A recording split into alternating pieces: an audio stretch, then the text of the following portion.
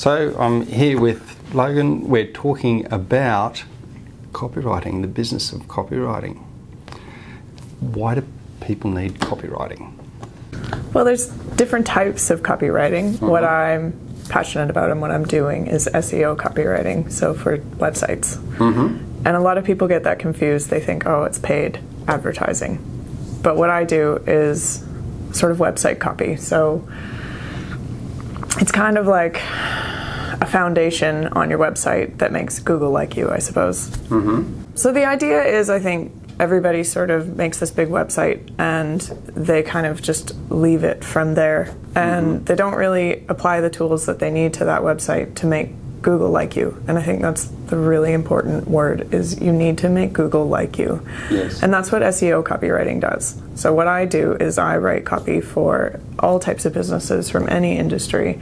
And I give you words that are relative to your business and relative to you individually, but also words that are strung together in a very precise way to make Google like you. And it's huge. It's just such a big thing, and businesses just don't even know about it.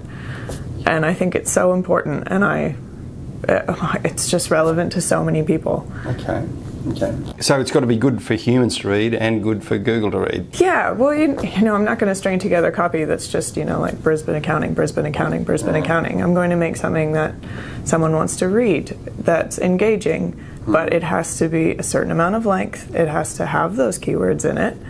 It has to have certain headings, and the sentences have to be structured in a very precise way. They can't be too long. So you can read it and it's engaging, but at the same time, every single component on that page is strung together in a way to make Google like you. Right, okay. Can you give me some examples of some businesses you work with or some people you've done this with? I write for, some people ask for website copy. I've written website copy for, I don't want to give exact examples. No, but that's okay. That's okay. You could, the kind of business. Yeah. So what kinds of business? I've done some for developers on the Gold Coast, property developers. Okay. I have done some for Brisbane accounting. I've done all the way down to your local plumber who just operates on his own. I've done electricians, all of that, all the way up to manufacturing companies, accounting companies, like I said. There's one manufacturing company who shall remain nameless who you'd like to do it for, who we haven't done it for yet. Definitely. Okay. That's part of the strategy, isn't it? Is having words on the website that Google will like, because Google has become, if you like, the yellow pages now. People need a thing, they just Google it, they don't look at the yellow pages for it. And so Google, I guess, needs to know or needs to match the business's website with the things people are most likely to type in. Oh, for sure. And is that geographically specific? Definitely. How does it? Well, if you're selling a product in Australia, you're not going to want people searching you from France. It might be that later you do, and you can adjust content to make it geographically suitable for your products and services, and that's a huge thing too. I think a lot of people just think, oh, okay, I'll create this page about Brisbane, or I'll create this page about the Gold Coast or Australia or whatever it is, and that will be enough. And sometimes it's a good start, but you still just have this mismatched page that if I'm looking at your site, I'm going to go, oh, okay, well, it's sort of a nothing page. They've just written Brisbane everywhere to try and target Brisbane. And I think a lot of people don't realize that it's become much more advanced than that. And Google actually doesn't like it when you do that anymore. So if you just create this page full of suburbs, Google will actually penalize you for that now. Really? So it's just become a lot more sort of intuitive, if I suppose. It used to be that, if you had a website, you were ahead of the game. You were above your competition, but everybody has a website now. It's almost the first thing you do when you set up a business. You register an ABN and you set up a website. Is it just websites though? Because I sense things are moving, when people are searching online, the website isn't the only thing that they might look at. They might look at social media, and different social media platforms are relevant for different kinds of businesses, I gather. Does that mean you'd apply your craft Absolutely. to a number of different platforms. Well, definitely. And another thing, a big product that I offer is copywriting for blogs. And it sounds so silly when you're a business. Why should I write a business blog? But it's huge because it's that fresh content that Google likes. And again, that's your goal. Your goal is to get Google to like you. Because if I'm searching your product and Google doesn't like you, you're on the 9th page. Nobody goes to the 9th page. Yeah, okay. So the idea is to bring fresh content to your website. So by posting a blog every month or every, bi-monthly, as frequently as you can. Okay. And then sharing it across all of your, I call them assets, online assets. So if you have all of these online assets like Google Plus and Facebook and Instagram and Twitter, you have all of these platforms where you can spread messages to everybody within just all of these different audiences, and with the idea being to bring them to your website. That's their purpose. Their purpose is to sell what you have, and what you have is this website online. Sometimes the sale doesn't have to go through the website or the contact. It might come through whichever platform it is. Definitely. It's sort of like, I always like to think of your website as your sort of head office.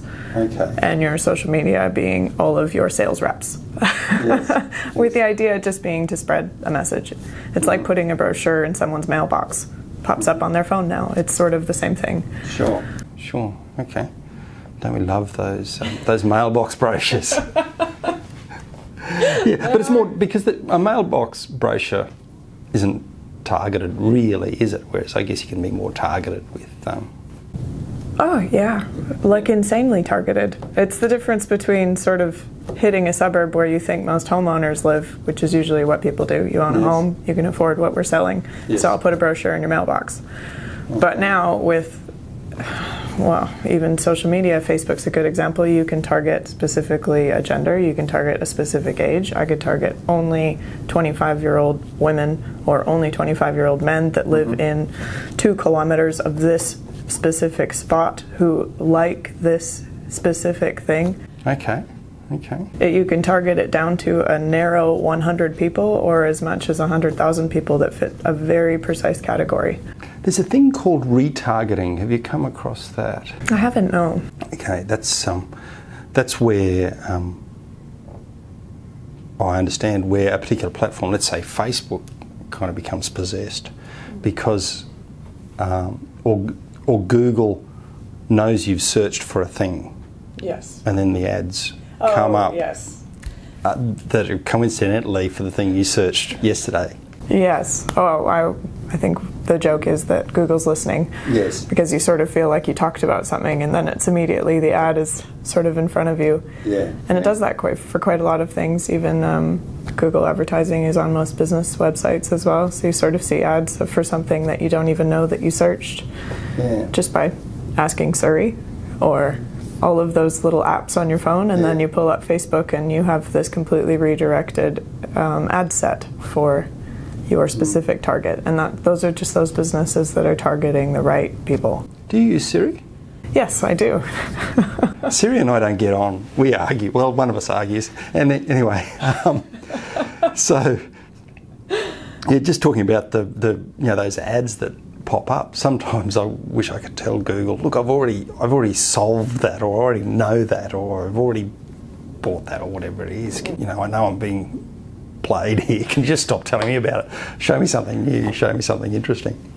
But okay, so this isn't the first exposure you've had to this general area, is it? Can you tell us about your recent life, as in a recent venture that you've because you had a magazine? Yes. Yeah. Which is a major thing. I'm so impressed that you've. Not everyone has a glossy magazine that looks fantastic, because I've seen a few of them, and but the magazine is a I guess a cyclical industry, isn't it? Sometimes things go into and out of vogue, but for a while there you had a magazine that. Well, tell us about the magazine. It has a fantastic name that I love, and I hope you're going to continue using that name, because it's a great name. Well, I copyright now, so I offer all my services through Provoke, which was the name of the magazine. Mm-hmm. It's very much mine. I'm very proud of it. Have you got it protected? Have you got it trademarked and all that sort of stuff? Yeah, I own it. Very good. Yeah. It's a fantastic name. Thank you. Yeah, so I operate all my businesses under Provoke, with the idea being I provide thought-provoking content. But I started a magazine a few years ago. It was Queensland-based. It was a lifestyle magazine. I had it in newsagents across Queensland. I was very passionate about it. It was very exciting.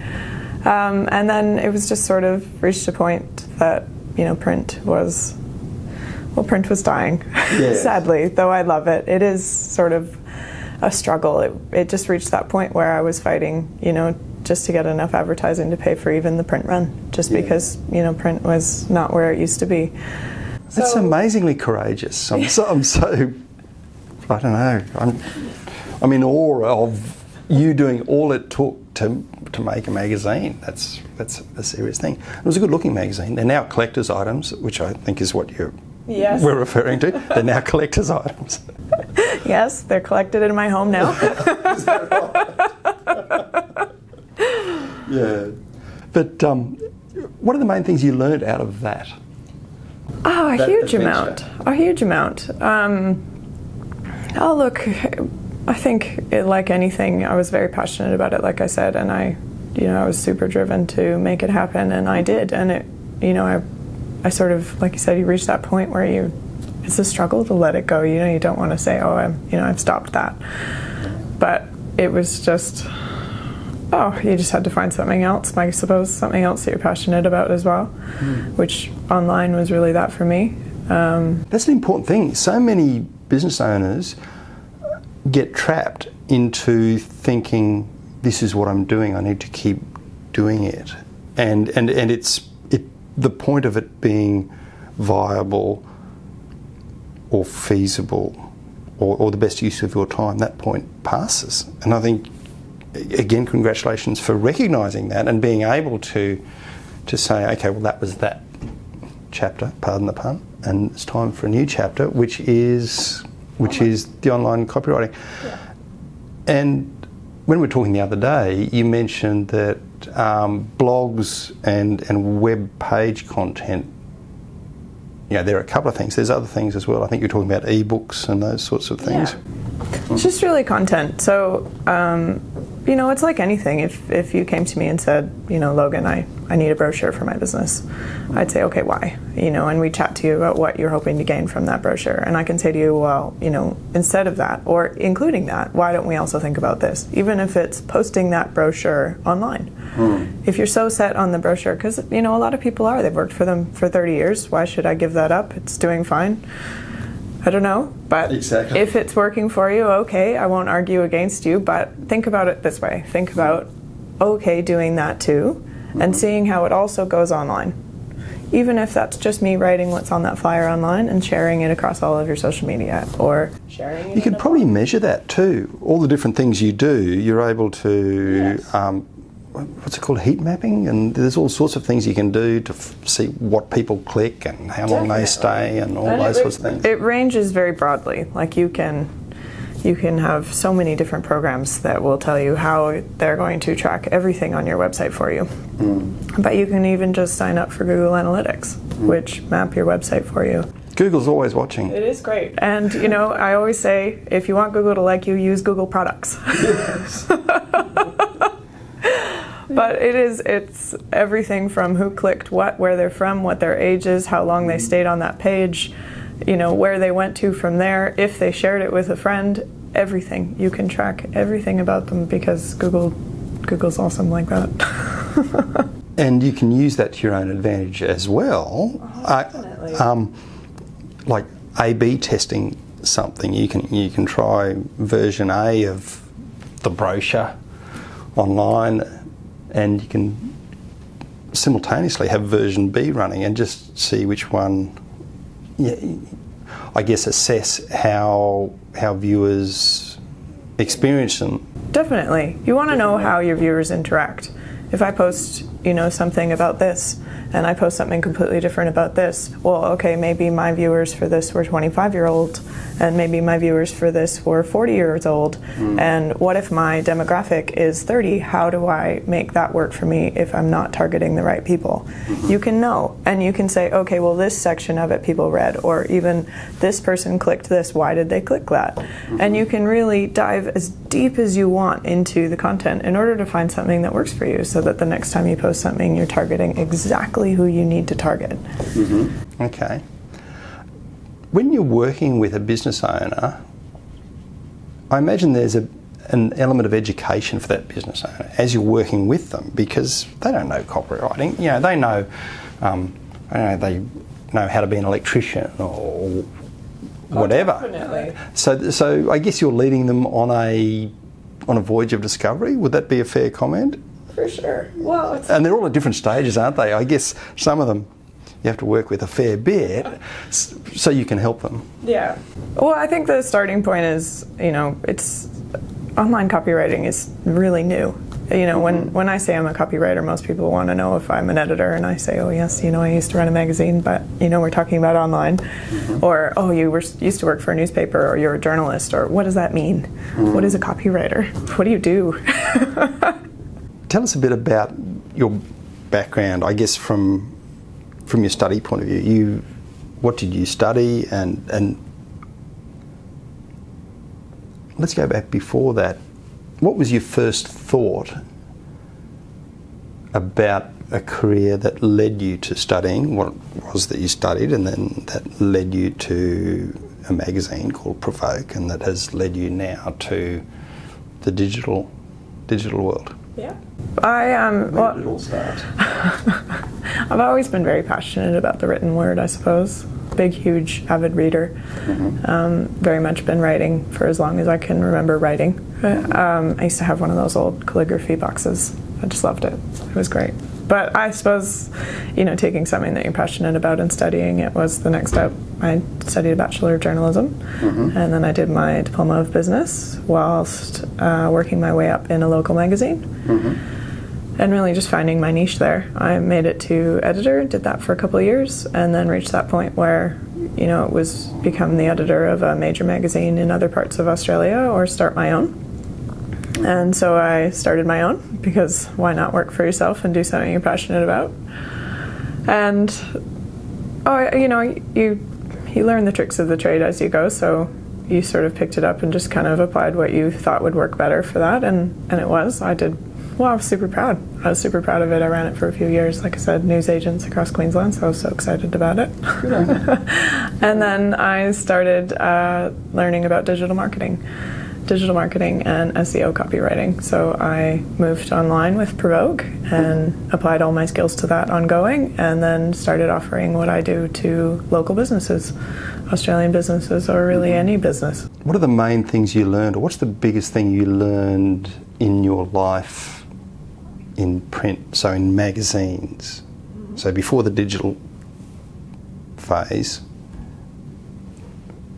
tell me about the biggest light bulbs or the biggest aha moments that... From a writer's perspective, I suppose it was writing works. In an advertising sense, words work. And you'd be surprised, because I think people build this, really beautiful ad, and yeah, it's striking and it's stunning, and you may get a few phone calls, but I actually found when people spent money on advertorial, which is what I call paid, it's a paid advertisement, but it's an article. So I would write, I would go to your business, I would learn all about you, and your paid advertisement would be a 300 or 500 or however many pages you paid for article about your business. And I actually found it engaged viewers more. It engaged the readers more. You would get a bigger response, and so people would go, oh, well, I paid for all those fancy images, and here you are writing 300 words, and it gave me a much better response.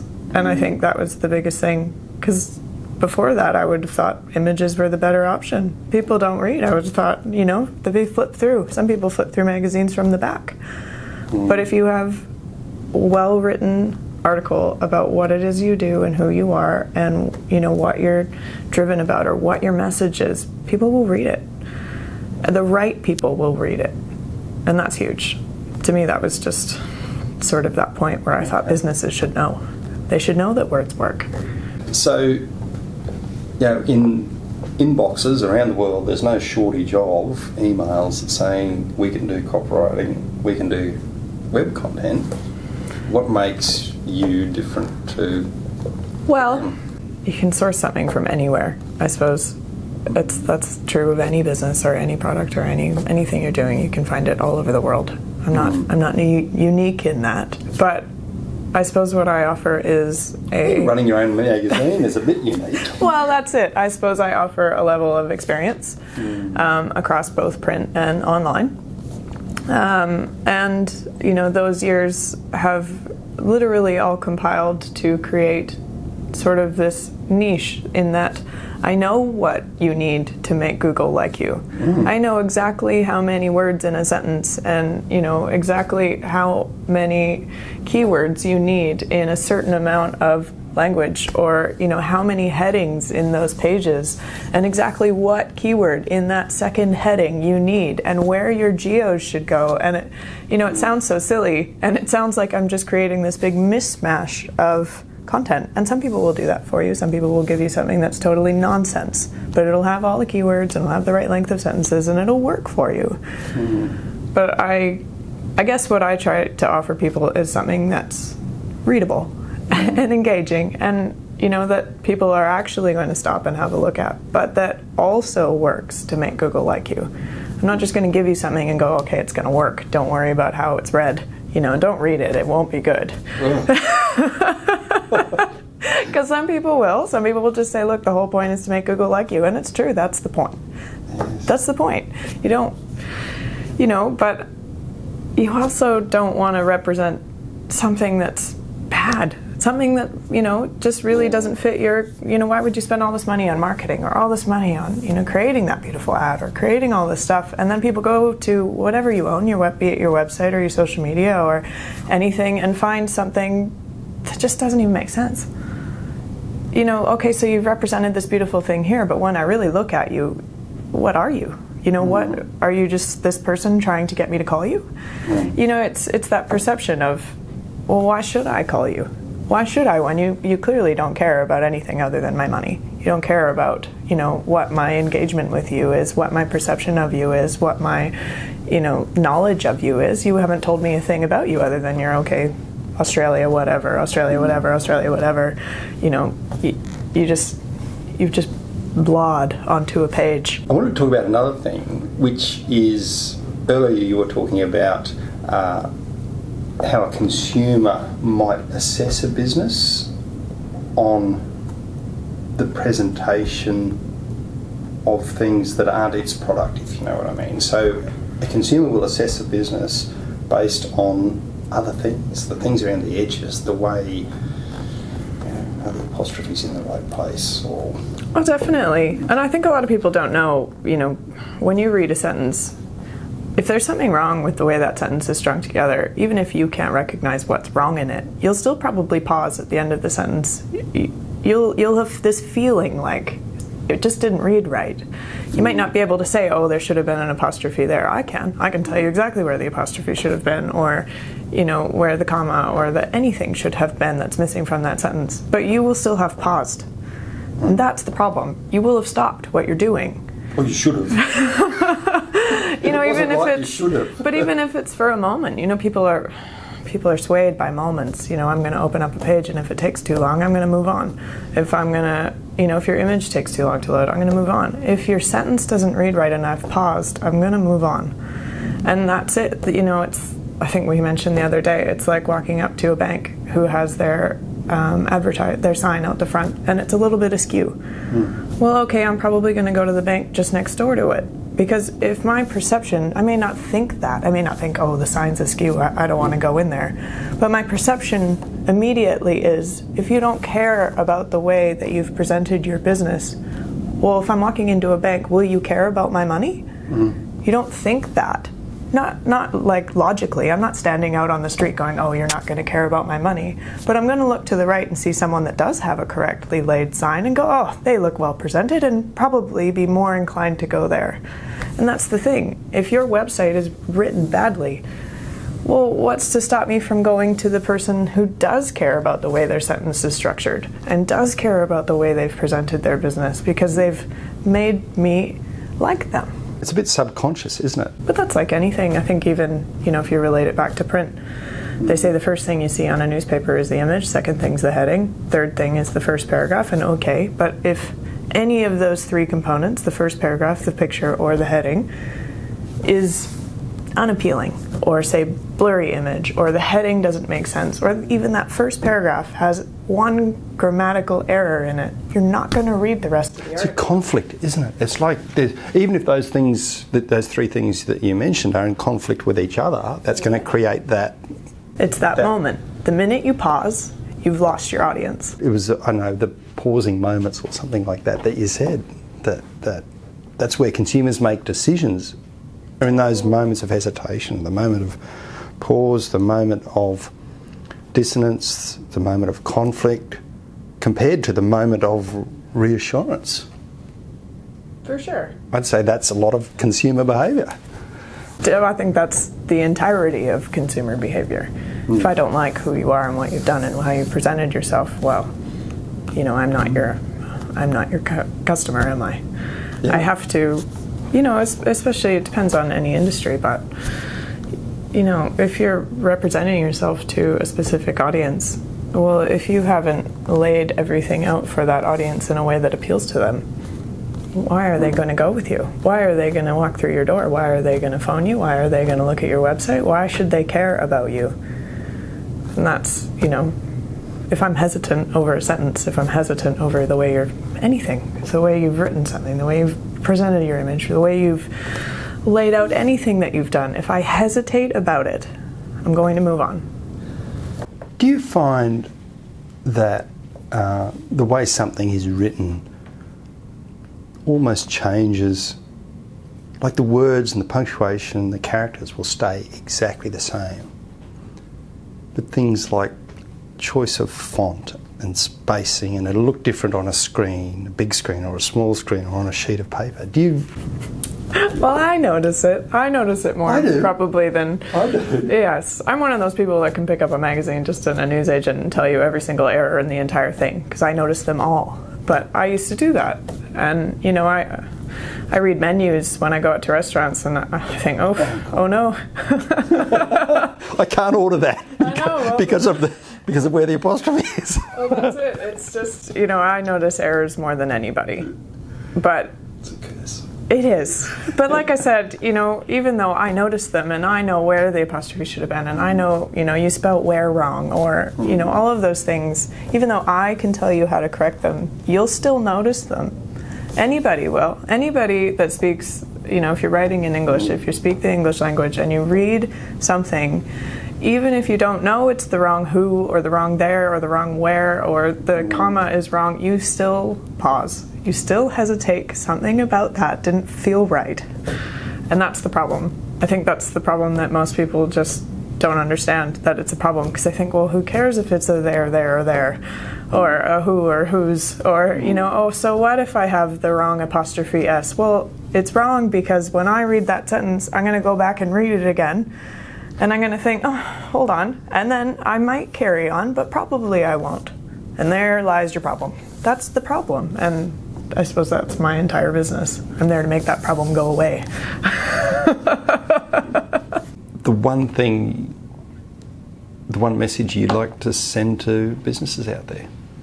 The one message that I suppose I would love businesses to know is that, don't lose hope in your website, I suppose.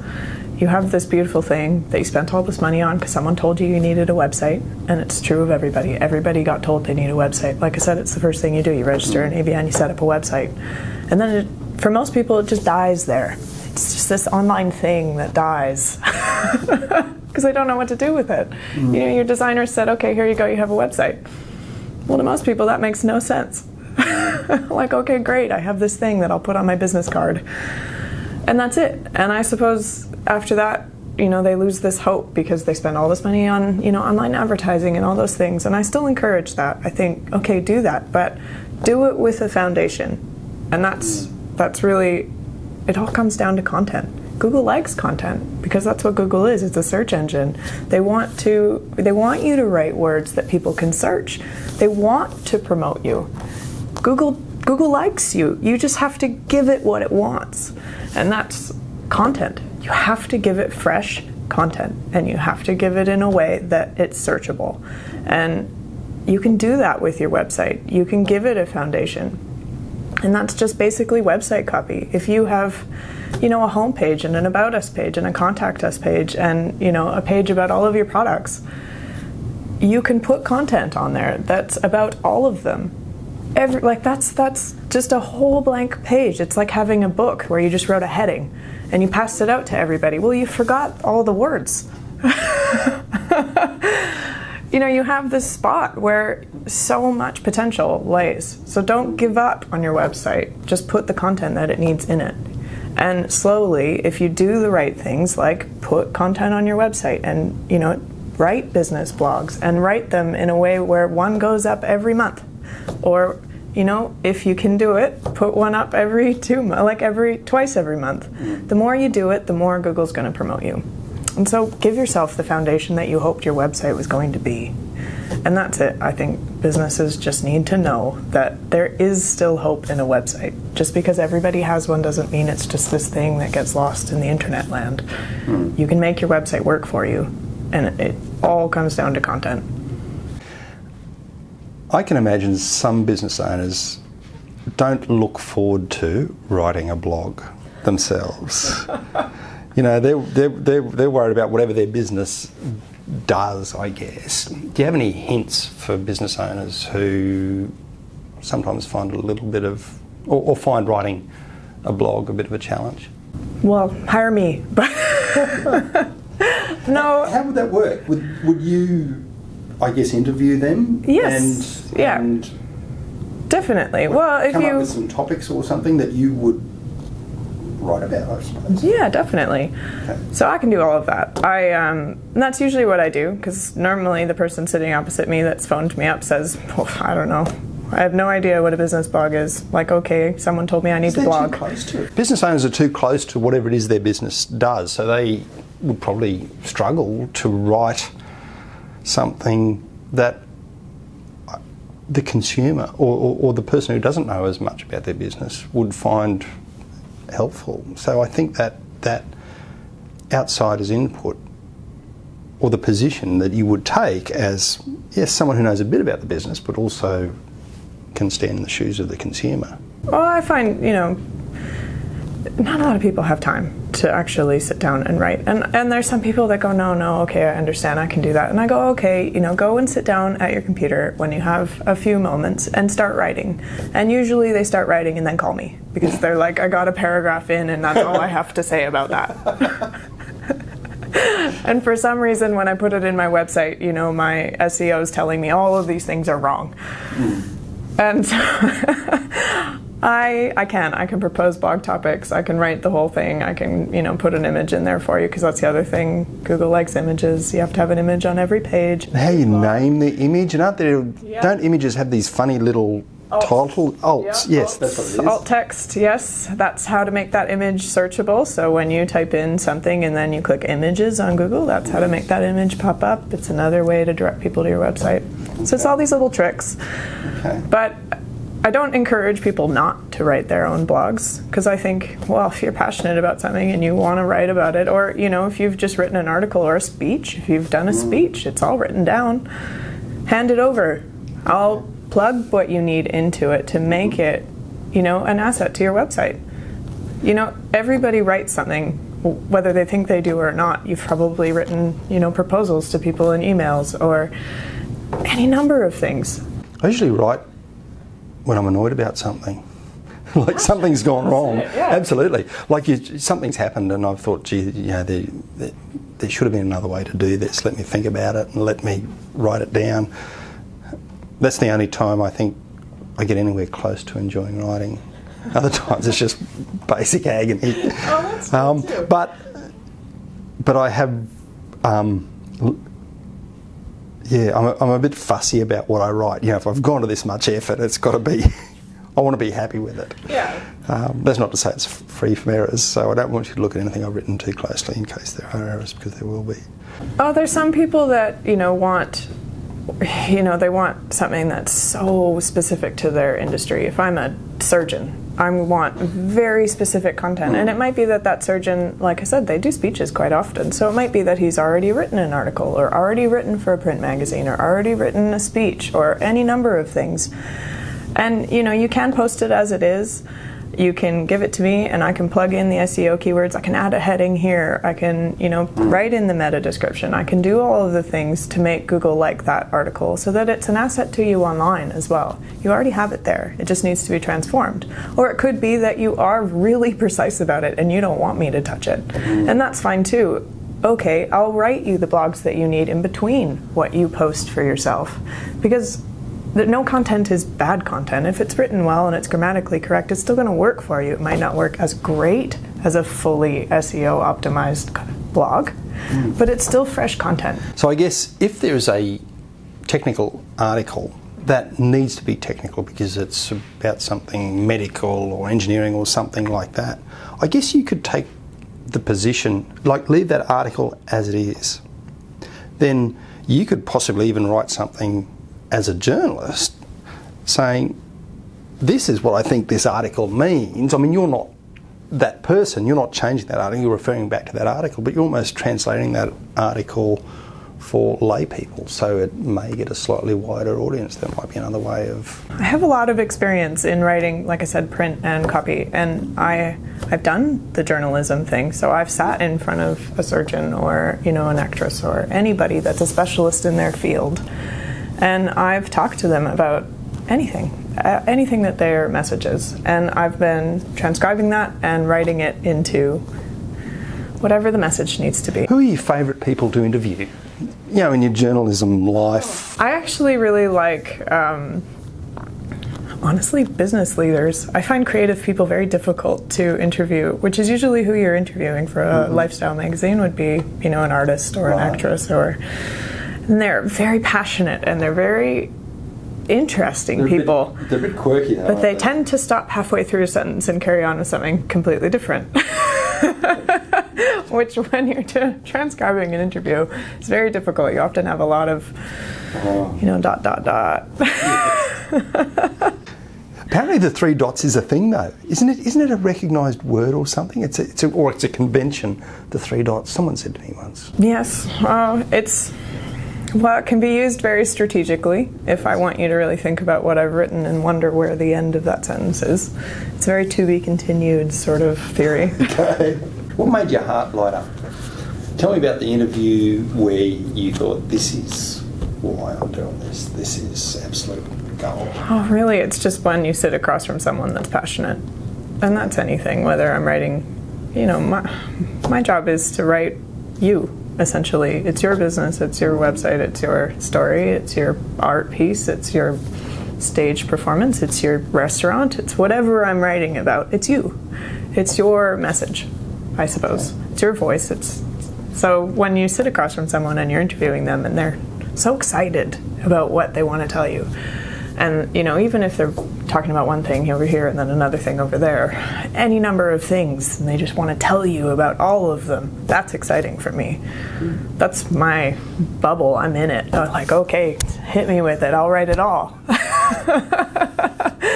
But that's it. When you find someone that's excited about anything, and that could be, when you're in a restaurant or when you're walking down the street and someone stops you and starts chatting to you and they tell you all these exciting things, or your friend wants to tell you about this new thing they discovered. When they're excited about something, you're excited. And that's anything. That could be anything. That's infectious. And that's, I suppose, what any great writer really wants to put into their content. I want to infect that sense of passion about your business. If you tell me you've been in it for 15 years and you're really excited and you offer this and my customers really love it that I do this, my goal is to first make Google like you, yes. But second, make people know that you do that and make them just as excited about that too.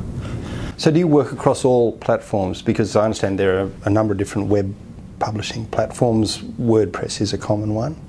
Are you limited to WordPress, or do you work with others as well. I guess it doesn't matter, does it? No. It's just the text has to go into something. Yeah. So really, most people have their own managing system. So you have access to your own WordPress or your own Wix or your own whatever platform you have, whether it's static or blog orientated. There's just a million different types. You can call me up and say, hey Logan, I need 8 pages about this, or I'm offering, even if it's a new product and you think your website's fine. I'm doing this new product. I really want it to go off with a bang. I need a page about this and a couple blogs. Okay, great. Tell me about it. If we can meet, let's do it over the phone. Give me 5 minutes. And some people just spend the 5 minutes going, I really don't know. I really have no idea. Well, you said 8 pages. The first question that popped into my mind was, is that double spaced or single spaced? No. I don't want to have to do 8 pages worth of writing. That's going to hurt. Well, that's it too. I think people, I suppose, don't really realize how long it takes to write something, and especially online, because I say 1 page, I mean 1 website page. And that can be anywhere between, so long as it's over 300 words, because that's where Google says, okay, you're doing the right thing, over 300 words. But often it's, anywhere up to 500. And that's 1 website page. 500 words. So people think, okay, great, I'll write a homepage, and they might get out 500 words, and then they get faced with the other 7 that they still haven't done, and they think, oh, that took me all day. That's different, because the professional, or in my game, quite often the client has something that they may not be comfortable talking about, or that they don't know how to talk about, and I need to get that out. You need to make them feel safe to say, oh, that's okay. We can help them with whatever it is. They might be frightened of talking to the tax office, or isn't it interesting? So many business problems come down to just one person not wanting to have a conversation with another person. So sometimes we are an intermediary there, or we help one of the parties package it differently or think about it differently, so whatever it is they want to say is easier to deliver. Sometimes we encourage them to say, no, just say it. If it does damage, it doesn't matter if it does damage, because bigger things are at stake. Yes. So that's I guess, the way I approach it, in that sometimes you have to, and you would do it too, you have to draw things out. You'd see that in an interview, wouldn't you? You'd see where something Well, I'm never going to wrong. hit you with a hard topic right from the get-go. So you're a nice journalist, is what you're saying? I try to be. You're not like one of these horrible people on, I don't know, the ABC that... I suppose I've just always been one of those journalists that want to get to know people. I want to know, like I said, I want to hear what you're passionate about. And that was in every interview I've ever done. Whether you're the chef behind the restaurant, or you're the artist behind the painting, or you're the accountant behind a firm, or the business owner that's just started something amazing. Whatever it is, I just want to know. I just want to know about it. And, and that's it. I think people don't like talking about themselves. Especially if you're not used to spotlight. You don't want to talk about yourself. I don't like talking about myself. I think it's why I became a journalist. It's hard. It's, and it, all the way down to, like I said, the tradie that, just started his own little business. Well, he doesn't want to tell me about the 7 years where he did this, or, the 5 years where he did that, or even the 2 years, whatever it is. He doesn't want to tell me that. See, some tradies, to get 300 words, by the time you delete the tradie words, you're going to be down to about 150 words. Oh, that's it too. I'm one of those people that like to say I can create anything out of nothing. If you tell me to write about accounting and you say, oh, I don't have time to talk to you about it. Why would I ask you to do that? But if you did, and you said, oh, Logan, I don't have time to talk to you about it. I don't even have 5 minutes to be on the phone with you. And some people do that. They just don't want to know, because they just think, someone told me I need copywriting. I don't believe in it. I have no idea. I just need this to work. So here, just do this. I don't have time to speak to you on the phone. No. You can work with that? I can do that. It won't be passionate. I'm not super passionate about accounting. Yeah, I need it. But I'm not passionate about it. Whereas you would be. No, I'm not. The thing to be passionate about is not accounting as such. It's just a reflection of human behaviour. You know, I say this about money. People say they have a finance problem, and they don't have a finance problem. There's humans are doing a thing in a way that's created a problem that, you know, a number has been able to measure. So let's not blame finance for the problem. Let's go and find out what the humans are doing or what the business is doing to change the result. See, I would describe that as your passion, though. See, so unless I sat down with you or spoke to you over the phone, how would I know all of that you just told me? So I can write it, like I said, and I will. I can write you 300, 500, whatever, how many words you want. I can write about your services. I can Google anything I need. I can, I can do my own research, and I can give you something that's technically correct and it's logical and it's great, but it might not be you. I think every business owner or any business leader has a passion for growth, has a passion for new things, or, nobody, and some people are comfortable definitely where they are, but they're still looking for that, that next thing, or that, where can I push what I already have over here, or how can I get this to that person? You may not know that you're doing that, but when you create a new marketing flyer, or you create a new whatever, or you put something on sale with this new color, you're hitting a new audience. It sounds silly, like, okay, my flyer went from red to yellow, but you might engage people that like yellow, or you might engage people that like red. It really is that basic, and that's the thing. Any business leader, any business owner is passionate about something new, something changed, a new product, a new launch. Oh no, I'm going to totally scrap that and start something new, or no, I'm going to take what I have and transform it. Not every person who does what you do, that is talk to businesses and put their thoughts and their feelings into words. You've got some serious credibility to what you do. You've been a business owner, and you are a business owner at the moment. Yes. And an aspect of that has been very creative, in that you created a magazine, and it's not an automatically friendly environment for magazines out there. Definitely not. You've done a thing that is amazingly challenging, and you gave it a good crack. And I've seen the product's very respectable. And yeah, so you understand I think you understand, because of that, you would understand the emotional journey, or some of the emotional landmarks that the business owner would experience. I hope so. I think everybody's experiences are differently, but I've tried to sell advertising just like anybody else, I suppose. I've talked to business owners. Sales. Who loves sales? It's terrible. But when you... I do. It's fantastic. If it's true sales, if there is a true benefit there that in my mind has value, and the logic of it hangs together,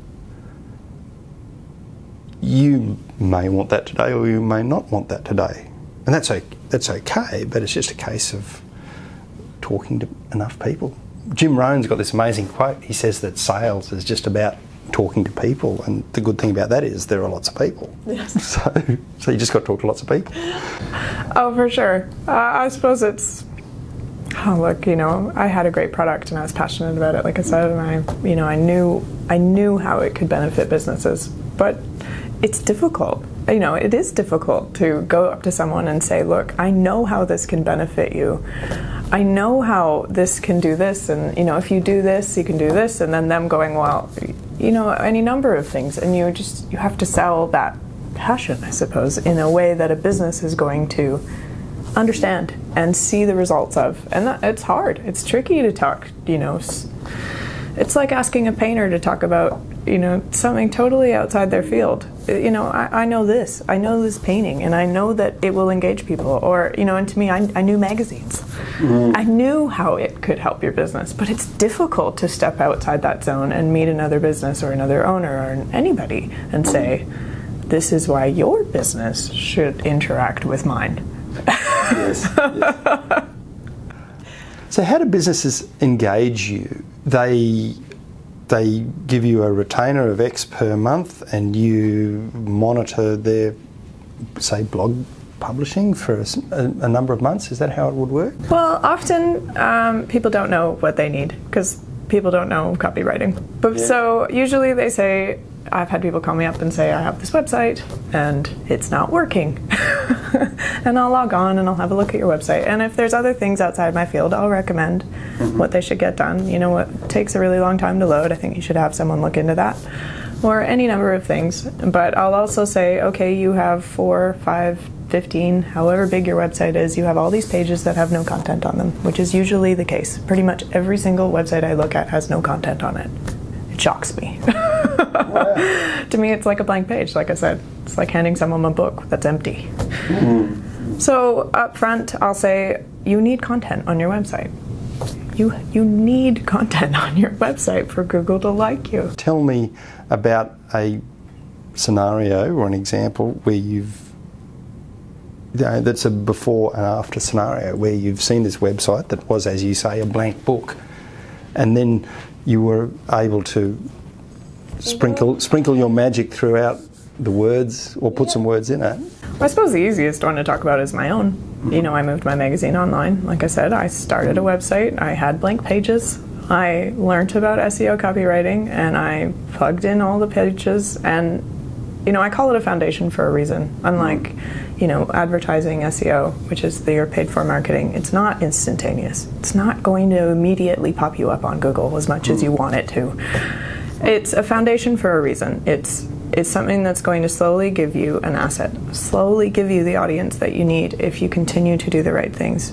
It's never going to go away, is what is so great about it. It can't be taken away from you. So that it's not like the minute you stop advertising, all of your leads fall away. What I do is give you a foundation that's going to continually allow you to grow, and that you own. You own it for life. Your website's not going to disappear. Your content's not going to go away. You can use it. It's original. It's yours. It's something to be proud of. And again, like even your blogs, they're continuous. They slowly help you reach a point where Google likes you and you reach the audiences that you want.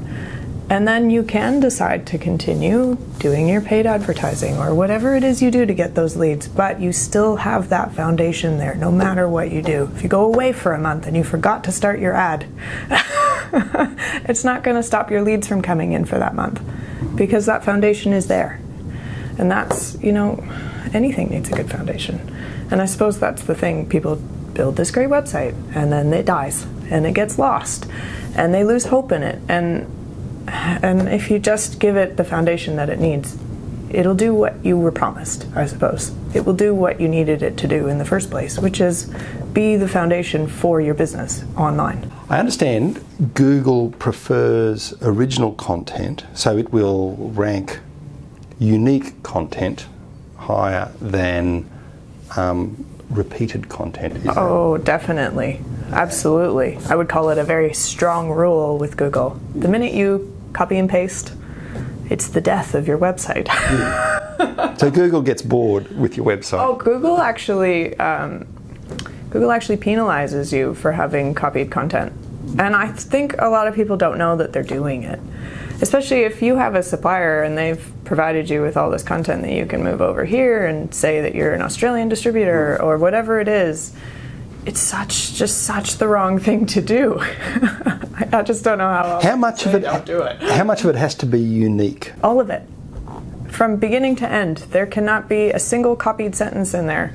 You cannot do it. It's just such a huge thing. And it doesn't provide you with any benefit. You know, the minute you and people copy and paste it more than you think you would.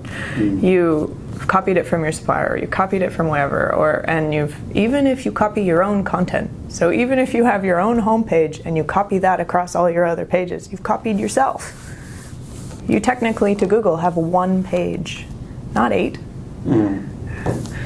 So it doesn't provide you with any benefits. Like, you know, you have 8 pages of copied content. Okay, well, like I said, people do this. They copy that content and they put it on social media. Well, you've just copied it again.